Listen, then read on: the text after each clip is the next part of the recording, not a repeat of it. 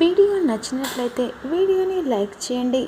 మనోహరి తన రూమ్ దగ్గరికి వచ్చిన తర్వాత లీల కాస్త కంగారు పడుతూ ఉండగా అప్పుడు మనోహరి లీలను గమనించి ఏంటి కంగారు పడుతున్నావు అని చెప్పేసి ఈ విధంగా మనోహరి లీలను అడుగుతూ ఉంటుంది.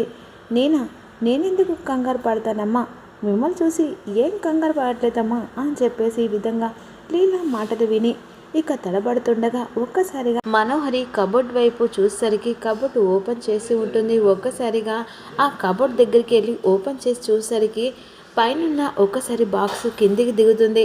అప్పుడు వెంటనే మనోహరి లీలను ఇక గట్టిగా కోపంగా చూస్తుండగా అప్పుడు వెంటనే ఇక లీల కంగారు పడుతూ నన్ను క్షమించండి అమ్మా అని చెప్పేసి మనోహరి కాళ్ళ మీద పడుతూ ఉండగా క్షమించండి అమ్మా, ఇంకొకసారి ఇలాంటి పొరపాటు చేయనమ్మా అని చెప్పేసి విధంగా లీల మనోహరి కాళ్ళ మీద పడ్డట. అప్పుడు వెంటనే ఇక లీల గొంతు పట్టుకొని అలా లేవడుతూ ఉంటుంది. అసలు ఏం చేసావే, ఇందులో ఏం చూసావని చెప్పేసి ఈ విధంగా మనోహరిని అడుగుతూ ఉంటుంది.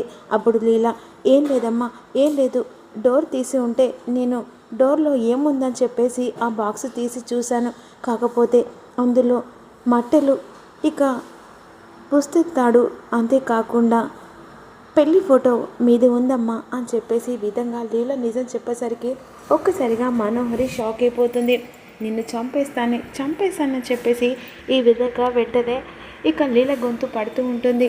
లేదమ్మా, నేను ఎవరికి చెప్పను, అసలు నేను చూసిన విషయం కూడా ఎవరితో అననమ్మా, నన్ను చంపకండమ్మా, ఈ విషయం చెప్పడం కాదే, అసలు నా రూమ్లోకి వచ్చి ఇక నేను లేక ముందుకు ఇలా బాక్స్ ఓపెన్ చేయడం అసలు నీకు ఎవరు చెప్పారే అని చెప్పేసి విధంగా మనోహరి అంటూ ఉంటుంది.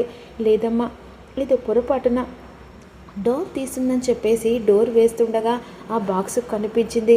ఆ బాక్స్లో ఏముంది అని చూశాను అంతే, కానీ మీకు అంతకుముందే పెళ్ళైందని చెప్పేసి నాకు తెలియదమ్మా, ఈ విషయం నేను ఎవరికి చెప్పనమ్మా, నన్ను క్షమించు అని చెప్పేసి అంటుండగా ఈ విషయం నువ్వు పొరపాటున చెప్పినా ఇక నువ్వు ఎలా చెప్పినా నీ ప్రాణాలు వెంటనే నేను తీస్తానే అని చెప్పేసి ఈ విధంగా లీలను బెదిరిస్తూ అక్కడి నుంచి ఇక లీలను పో అని చెప్పేసి గట్టిగా అరుస్తుంది.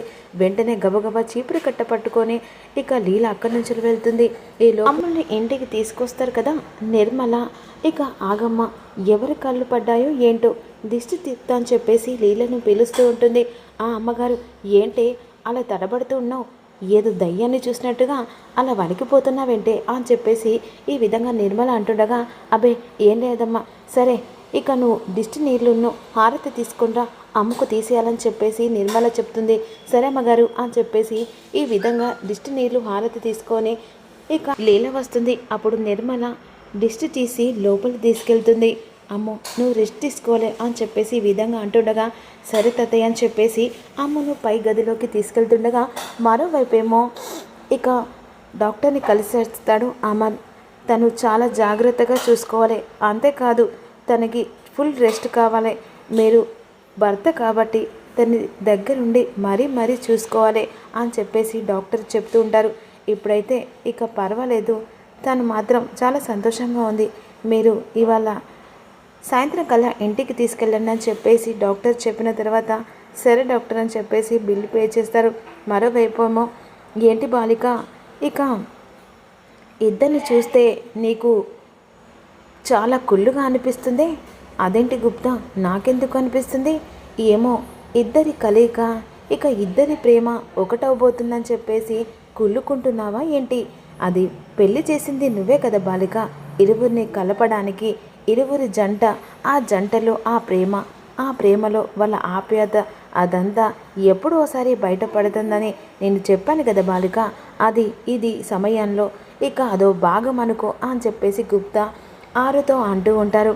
ఈలోపు ఇక డిశ్చార్జ్ చేయాలని చెప్పేసి విధంగా ఇక డాక్టర్ నుంచి వెంటనే మనీ కట్టేసి మిస్సమ్మ దగ్గరికి అమర్ వస్తాడు. ఇక డాక్టర్ నిన్ను ఇంటికి తీసుకెళ్ళమన్నాడు మిస్సమ్మ అని చెప్పేసి అమర్ చెప్తుండగా సరే అని చెప్పేసి ఈ విధంగా ఇంటికి వచ్చిన తర్వాత అదే సమయానికి నిర్మల దిష్టి తీస్తూ ఉంటుంది. అందరి కళ్ళు పడ్డాయమ్మా మన కుటుంబం మీద అని చెప్పేసి ఈ విధంగా అమర్కును ఇక మిస్సమ్మకు దిష్టి తీస్తూ ఉంటుంది. అప్పుడు వెంటనే ఆరు బయట నుంచి చూస్తూ ఉంటుంది. ఏంటి బాలిక, మీ అత్తగారు చాలా చక్కగా దిష్టి తీస్తున్నారే. అయినా ఈ మధ్య ఇక ఏదో ఒకటి వల్ల గొడవలు జరుగుతున్నాయి కదా, దానికి మా అత్తయ్య దిష్టి తీస్తుంది. బాలిక తప్పించుకుంటువా? నేనేం తప్పించుకుంటున్నా గుప్తా, ఎందుకంటే నువ్వు కుళ్ళుకుంటున్నావు కదా. ఇక నీ భర్తకు ఆ మిస్సమ్మ దగ్గరవుతుంది కదా.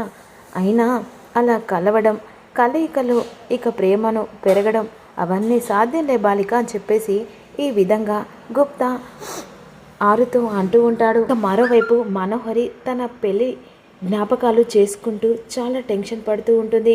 అమ్మని పెళ్ళి చేసుకుందామని నేను ఇక నా పెళ్ళి గురించి ఎవరికీ చెప్పకుండా ఈ రహస్యాన్ని ఇక మరుగున పెడితే ఈ లీల వల్ల మళ్ళీ నాకు గుర్తు చేసింది.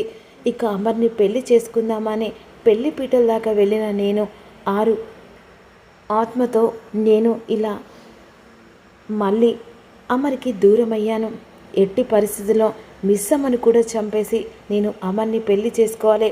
ఈ రహస్యం, నా పెళ్లి రహస్యం అనేది ఎవ్వరికీ తెలియకూడదు అని చెప్పేసి ఈ విధంగా మనోహరి మనసులో అనుకుంటూ ఉంటుంది. ఒసే మిస్సమ్మ, నేను ఎలా పంపించానో దానికి కూడా నేను ప్లాన్ వేస్తానే. అంతేకాదు అసలు గోర ఎక్కడున్నాడో గోరను కలవాలే ఆన్ ద స్పాట్లో అని చెప్పేసి ఈ విధంగా అనుకుంటూ ఉంటుంది. ఇక మరోవైపు మిస్సమ్మ లోపలికి వస్తుంది. అలా చాలా వీక్గా ఉన్న మిస్సమ్మను చూసి నిర్మల ఈ విధంగా అంటుంది, నాన్న మిస్సమ్మ ఎక్కువసేపు ఉండకూడదు నాన్న, పైకి తీసుకెళ్ళు అని చెప్పేసి అంటుండగా మిస్సమ్మ నడవడానికి ఓపిక లేకపోయేసరికి చాలా ఇబ్బంది పడుతూ ఉంటుంది. అలా పడిపోతున్న మిస్సమ్మను అమర్ పట్టుకుంటాడు. పర్వాలేదు సార్, నేను వెళ్తానులే అని చెప్పేసి అంటుండగా పర్వాలేదు మిస్సమ్మ, నేను పైకి తీసుకెళ్తానులే అని చెప్పేసి ఈ విధంగా మిస్సమ్మను ఎత్తుకొని పైకి తీసుకెళ్తుండగా ఇక బయట నుంచి వెళ్ళి ఆరు చూస్తూ ఉంటుంది. ఒక్కసారిగా చూసి షాక్ అయిపోతుంది. ఏంటి బాలిక, ఇక జరగబోయేటి అన్నీ కళ్ళకు కట్టినట్టు కనబడుతున్నాయా గుప్తా?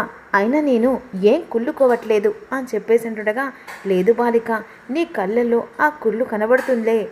అయినా నీ భర్త ఇక మరో స్త్రీని ఎత్తుకుంటే ఎవరికైనా అలా ఉంటుంది కదా అని చెప్పేసి ఈ విధంగా అంటుండగా అయినా మరో స్త్రీ ఎందుకైతుంది?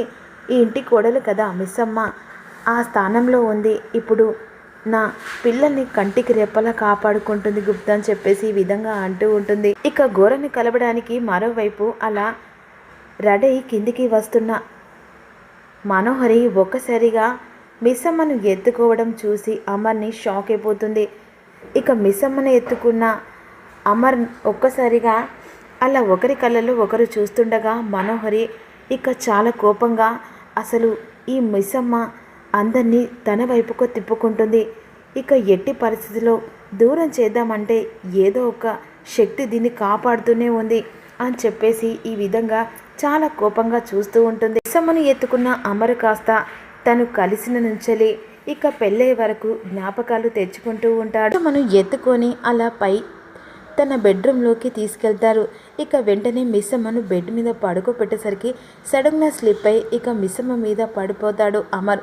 అది ఒకరి కళ్ళలో ఒకరు అలా చూసుకుంటూ వాళ్ళ మధ్యలో ప్రేమ చిగురిస్తూ ఉంటుంది. ఇక మనోహరి ఇది చూసి తట్టుకోలేక చాలా ఇరిటేట్ పడుతూ ఉంటుంది. ఒసే మిస్సమ్మ, అసలు నువ్వు చంపాలనిపిస్తుంది అని చెప్పేసి ఈ విధంగా అనుకుంటూ ఉంటుంది.